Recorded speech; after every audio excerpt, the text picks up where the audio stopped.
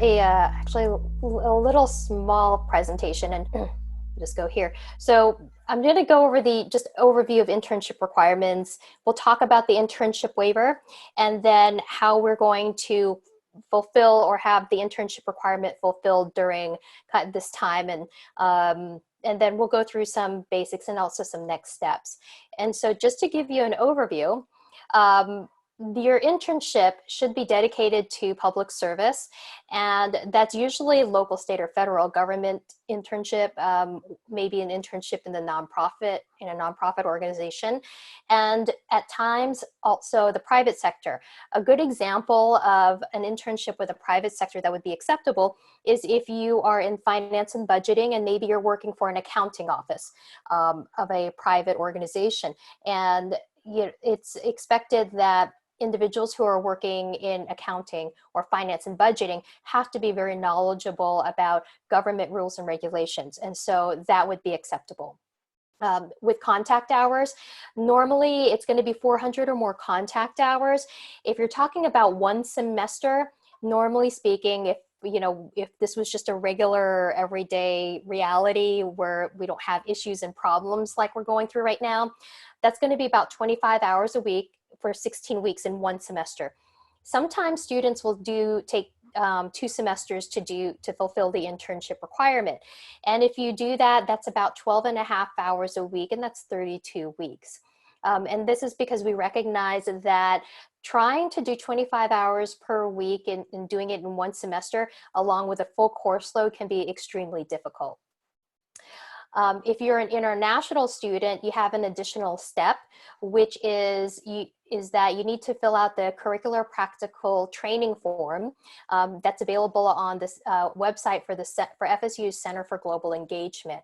And international students should be aware of this, and usually you work closely with a representative from that organization.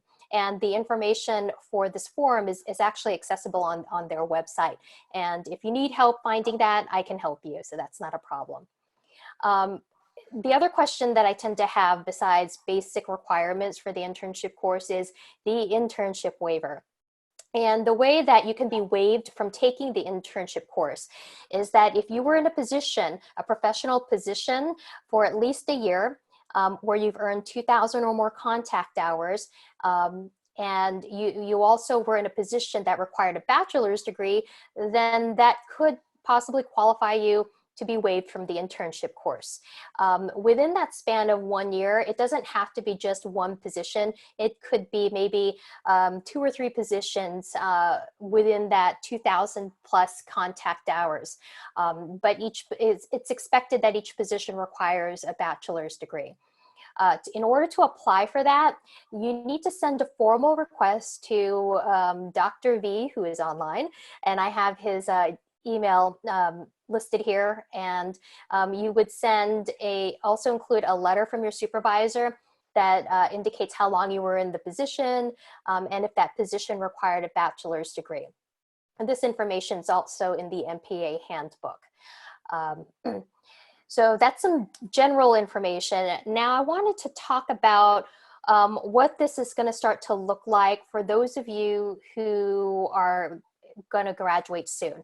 And this is, I would say, for those individuals who are expecting to take an internship or who were planning to take an internship this coming summer and perhaps the fall.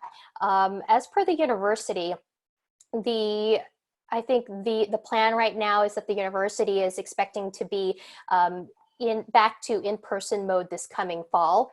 But at the same time, there's not enough information to substantiate that that's going to happen.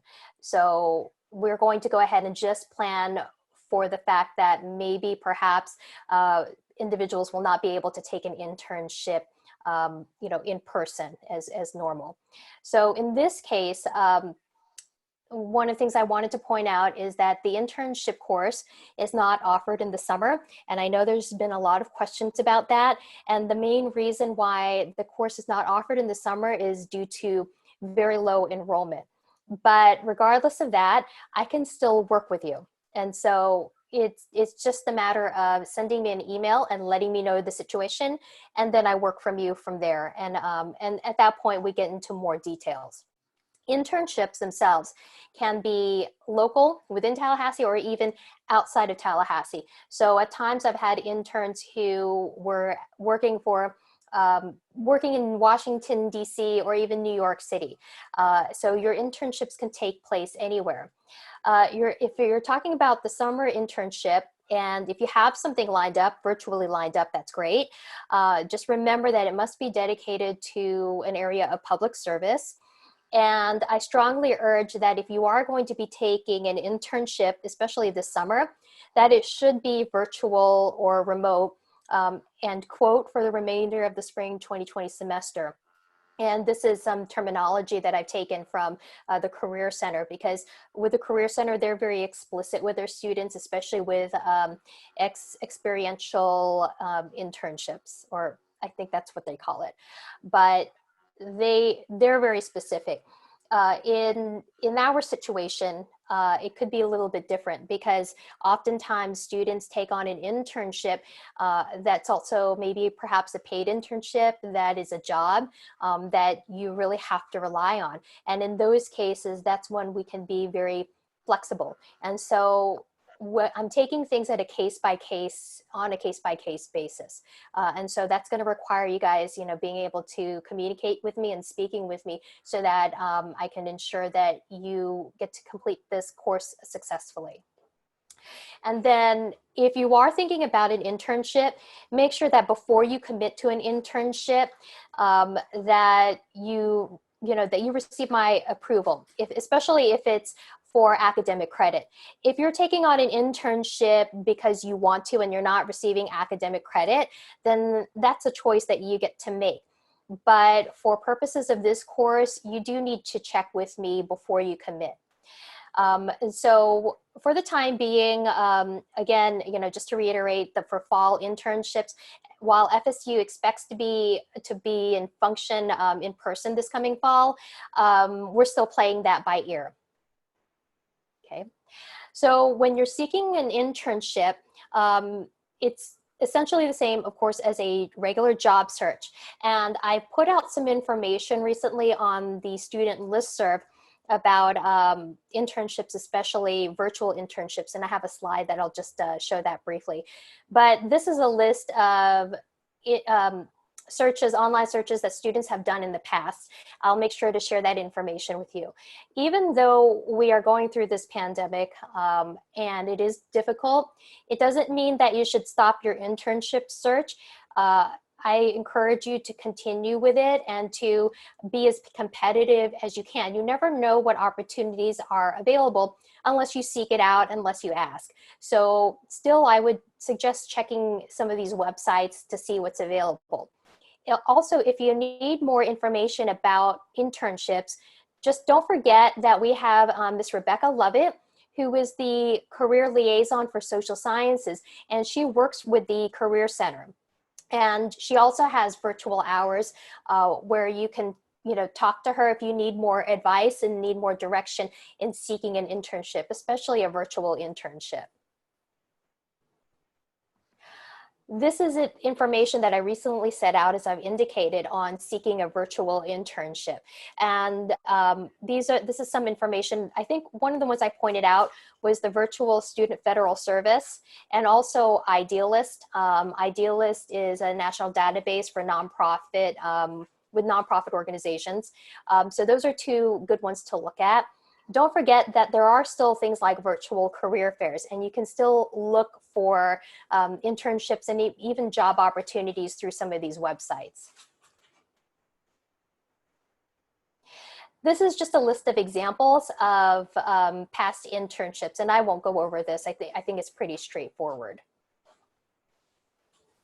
And so in terms of internships and the internship course during the COVID-19 event, this is what's going to happen, is that there's going to be I would say possibly a contact hour requirement, and that's going to depend on a lot of things. If you were in an internship, for example, that let you go, then maybe perhaps I could work with you. And again, it's going to be working with you on a case-by-case basis. So as the earlier we could start that communication, the better.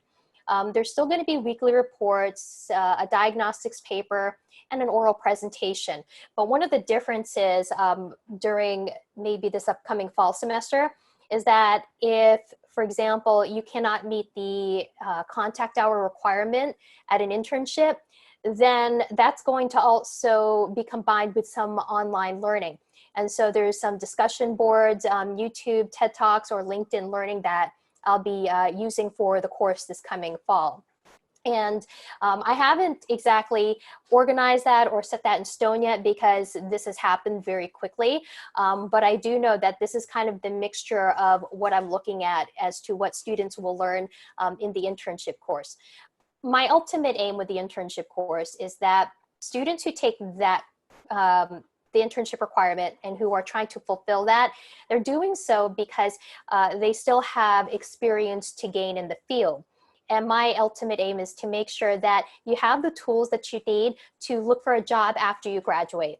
The last thing that I want happen to any of our students is that they leave our program without any experience. And so I will be looking for those resources that will continue to help you in your learning and your education, especially in developing your portfolio so that you could be competitive on the job market.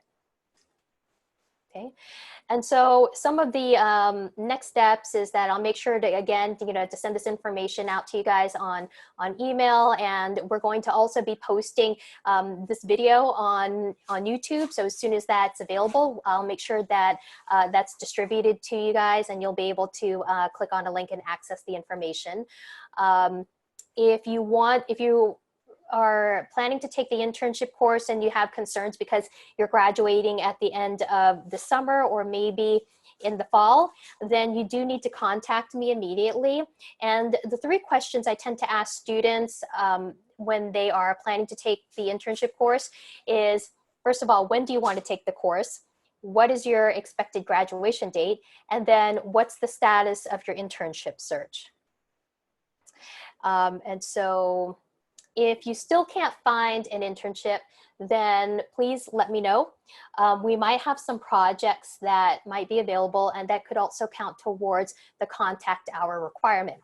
I can tell you one project that I've been trying to work on is to get the local ASPA chapter here in Tallahassee back up and running. That's working with a nonprofit organization. And so that could perhaps give an individual who's interested in that some contact hours. And Gary might have some projects available where he might need some assistance, and that could also be another way to fulfill that internship requirement. And so if you guys have any questions, this is my contact information. And best way to reach me is probably email, so I can get that initial contact. And we could always meet on Zoom. And I have office hours on Wednesdays from 2 to 4:30. And I think with that said, that is the information that I have, and I am open to any questions that anyone may have. Okay, one question that I've heard on action report is there a required text? No. In the past, there's been a document that everybody had to go and buy from Target. I am not going to be doing that in the future. Instead, I'm going to have some examples that I'm going to walk through in the lecture to say, here's what we're looking for in different elements of the report. So save some money, no text for action report. Any other questions from folks?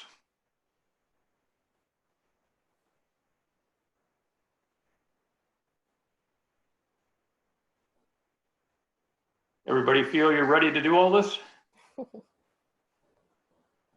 It'll be fun.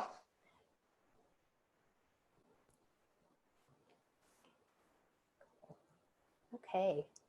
Okay, well, hearing none, I would move that this meeting be adjourned. And we will send out the URL, and Dr. Campos will post this up on YouTube. So, yes. Great. All right. Well, thank you, everyone. See you guys later.